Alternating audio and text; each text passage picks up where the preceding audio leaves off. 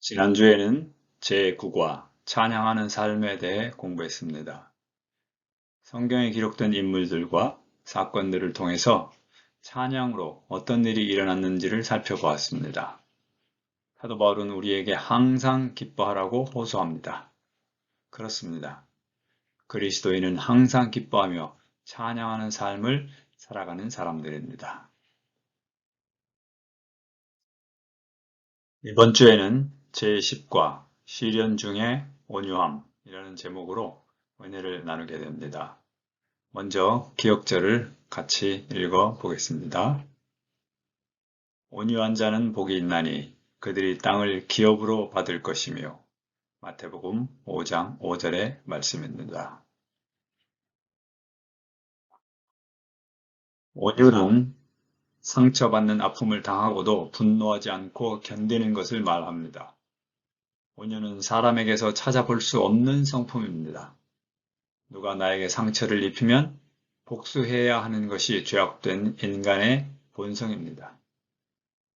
그러나 우리 하나님은 이런 우리의 마음을 바꾸시고 온유한 사람으로 만드시는 능력이 있는 분입니다. 첫째 날입니다. 성경에 나오는 많은 하나님의 종들은 자신의 부서지는 경험을 통해 하나님의 권능을 나타내었습니다. 다 부서진 것 같았던 요셉의 인생은 마침내 이스라엘 민족을 구원했으며 에스겔의 무너진 삶도 이스라엘 백성에게 말씀하시는 하나님의 경고와 예언이 되었습니다. 이제 우리도 고난을 온유하게 받아들이면 하나님은 우리의 삶의 부서진 조각들을 사용하여 다른 사람들을 도우실 수 있습니다. 성경은 모세를 온유함이 지면의 모든 사람보다 더하더라 라고 기록합니다. 하나님은 모세에게 이스라엘 백성을 없애버리고 그와 함께 새 나라를 다시 시작하겠다고 하셨었습니다. 그러나 모세는 은혜를 모르는 백성들을 위해 하나님께 그들을 용서해 달라는 기도를 올렸습니다. 자신을 배반한 누나를 위해서 하나님께 기도했고 자신의 친척인 고라가 제사장 직분을 빼앗으려고 백성들을 선동했을 때도 그들을 위해 중재했습니다. 우리가 반대와 시련에 부딪힐 때는 하나님의 은혜를 나타낼 수 있는 절호의 기회임을 기억하고 모세처럼 온유함으로 하나님의 은혜를 간구하십시다. 셋째 날입니다. 왜 우리에게 상처를 준 사람들을 우리는 사랑해야 합니까? 예수님께서는 하늘 아버지를 예로 드십니다. 하나님은 의로운 자와 불의한 자 모두에게 비를 내리시고 햇빛을 주십니다. 하나님께서 불의한 자에게 비를 내려주시고 햇빛을 주신다면 우리는 그들을 어떻게 대해야 하겠습니까? 우리가 원수를 이렇게 바라보면 모든 것이 바뀝니다.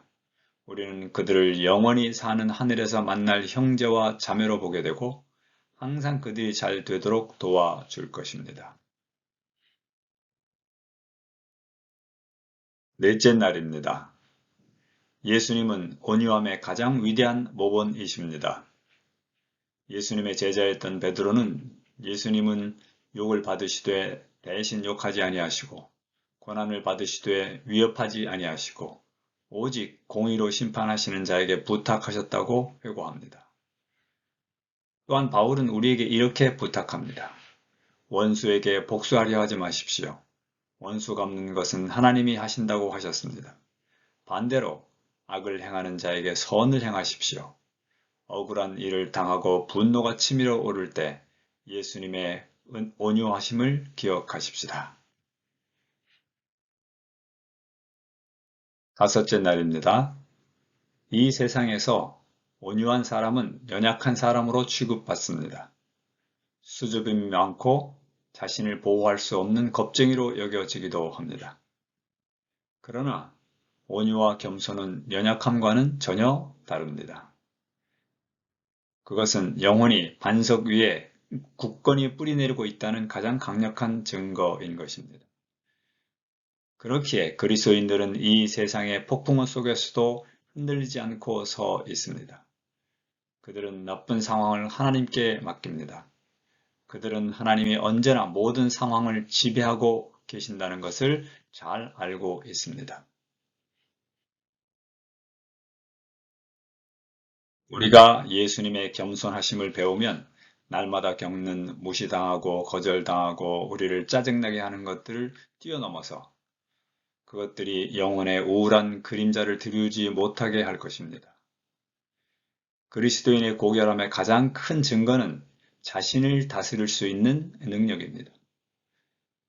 겸손한 마음은 예수님을 따라가는 사람들에게 승리를 주는 힘입니다. 이번 안식일 또한 새로운 한 달을 맞이하여 예수님의 온유와 겸손을 잘 배워서 예수께서 얻으신 승리를 우리도 체험하십시다. 감사합니다.